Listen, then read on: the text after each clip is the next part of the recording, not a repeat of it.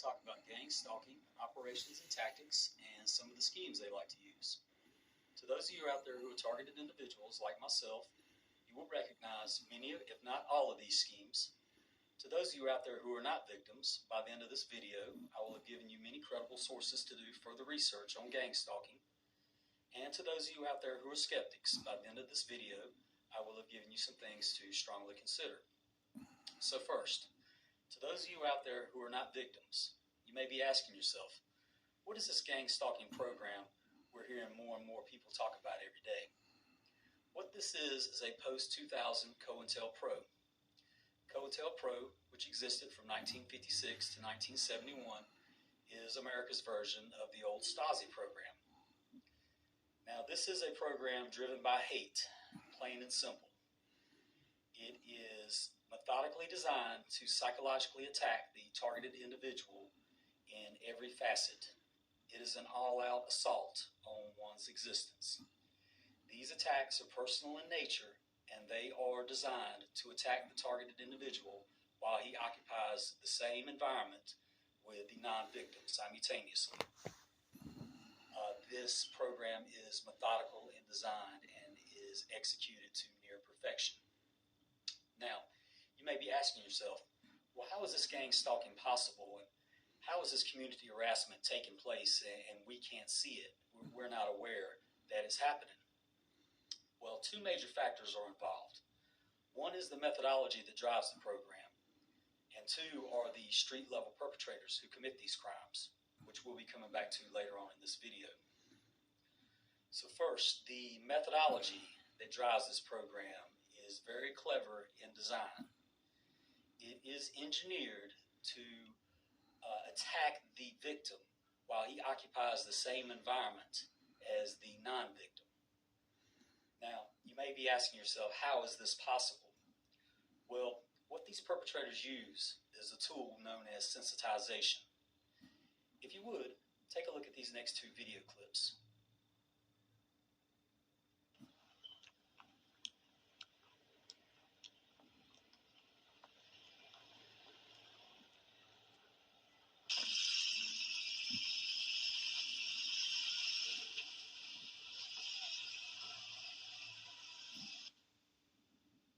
Okay, so nothing unusual there, right? Just a car with a bike and a horse trailer, right? Now, take a look at these next few images.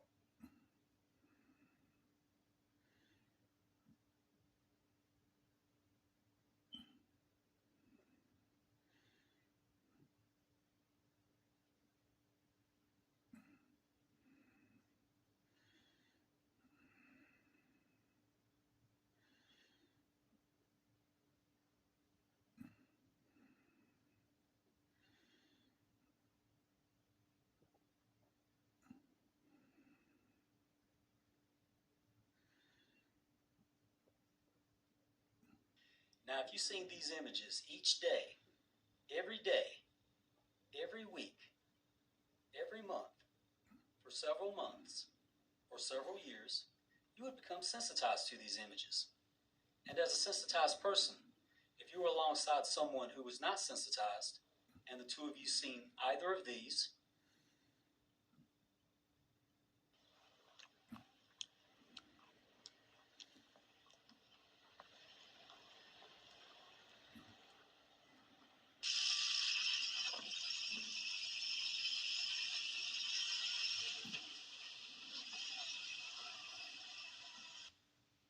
you would have two different reactions.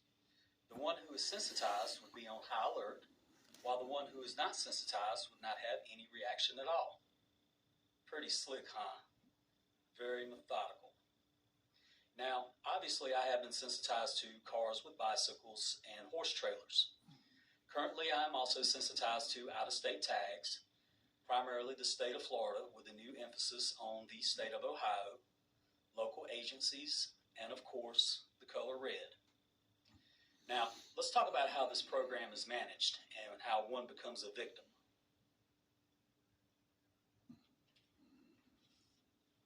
First, let's look at the FBI and what they consider to be a potential domestic terrorist. Here I have a list of 72 behaviors and characteristics the FBI searches for when determining if one is a homeland threat. Included on this list are those that are anti-abortion, those that are anti-nuclear, and simply those that want to make the world a better place.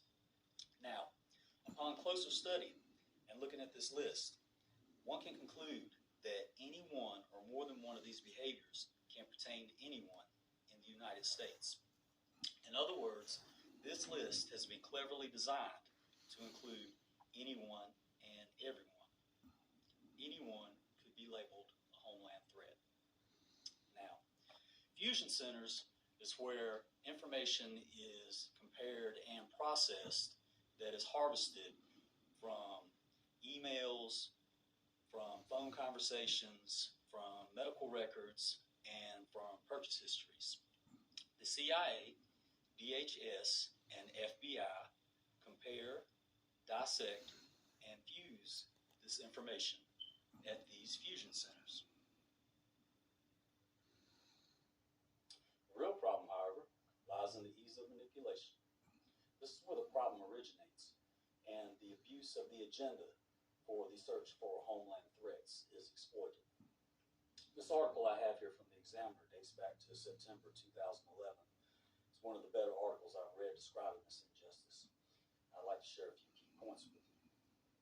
Number one, FBI documents obtained by human rights groups show 8,000 American targeted individuals are being secretly persecuted because their names are on a strictly confidential government watch list. Now, this article dates back to 2011. I think 100,000 is probably a more realistic number.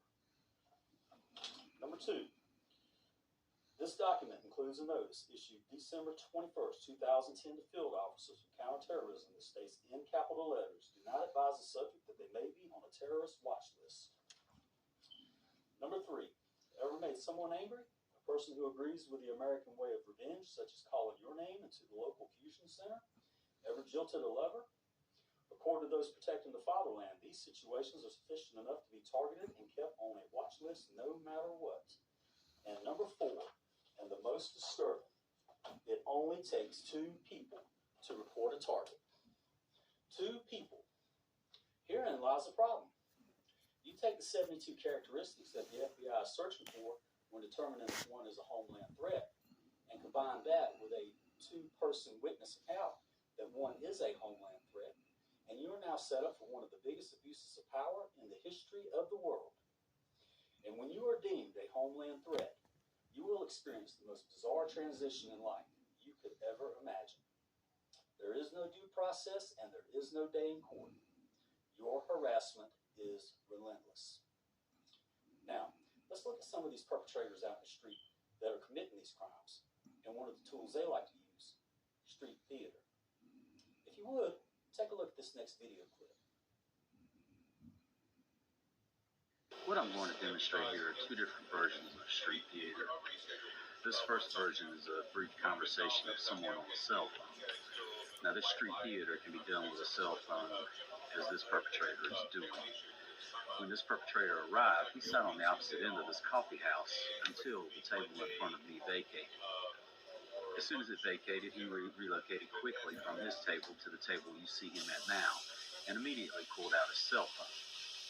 Now, first, notice his escalated voice. This is used for hooking your attention. Once he has hooked your attention, he will next use catchphrases, as these stalkers want their presence known. And these catchphrases could include anything that pertains to you, family names, bank account numbers, where you work. Let's listen for a minute. Oh yeah, I mean, he'll be fine. I mean, I think that the thing that it is like this happened once with John Gibbs, and that seemed to work pretty well. And that one made me think that we, more of the character.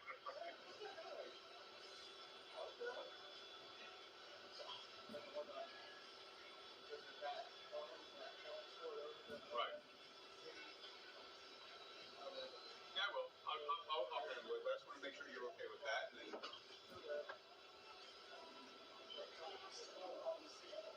that's fine. So, just so you know, what I've been doing too, I mean, I've been making progress with some of your accounts, and my goal is to have, between now and the end of the quarter, somewhere between 9 and probably 9 to 10 of total points for you. So that's why, I mean, and like I said, I feel like I'm making headway with some. I've got some good contacts going, so just, just be patient. We'll get it done. Listen, after the weekend, I'll talk to you on Monday.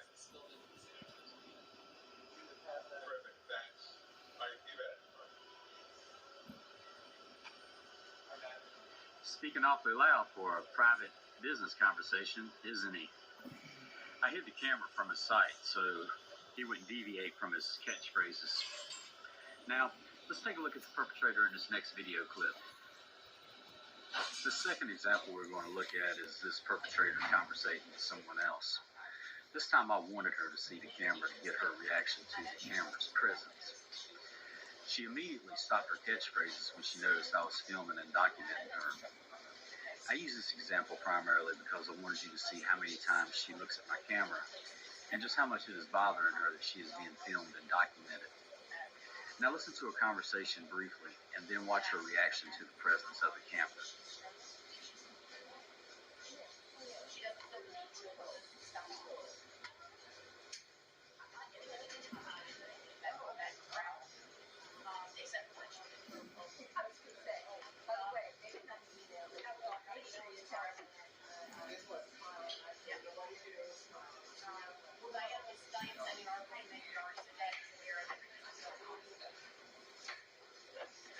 Now let's reveal to her that she's being filmed and check out her reaction to the presence of the camera.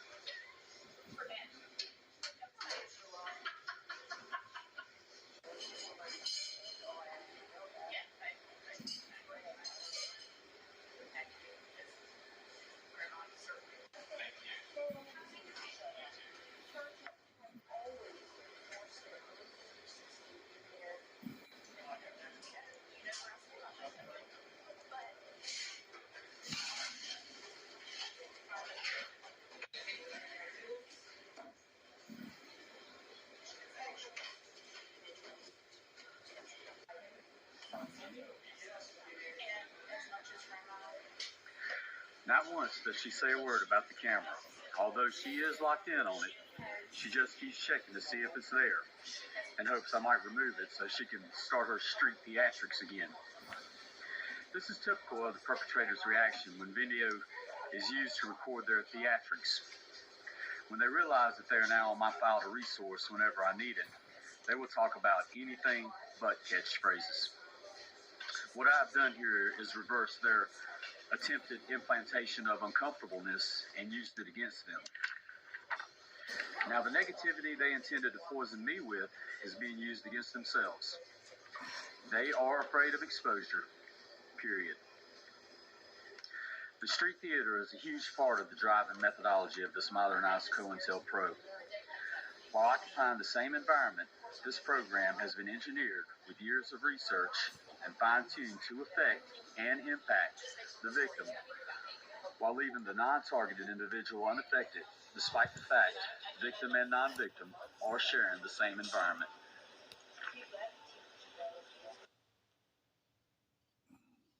What the perpetrators are trying to trigger with these street theater tactics is an anxiety disorder known as agoraphobia. Agoraphobia is an anxiety disorder that is characterized by anxiety when the sufferer perceives his environment to be dangerous, uncomfortable, or unsafe. Now, this leads to dissociation, which leads to the targeted individual's isolation. I cannot emphasize to you the seriousness of this disorder. Now, the perpetrators are gunning for the victim's total mental collapse with these tactics and with this disorder. They're trying to make you do something you normally would not do. And they'll do anything and everything to make this reality. The inmates are running the asylum, so to speak.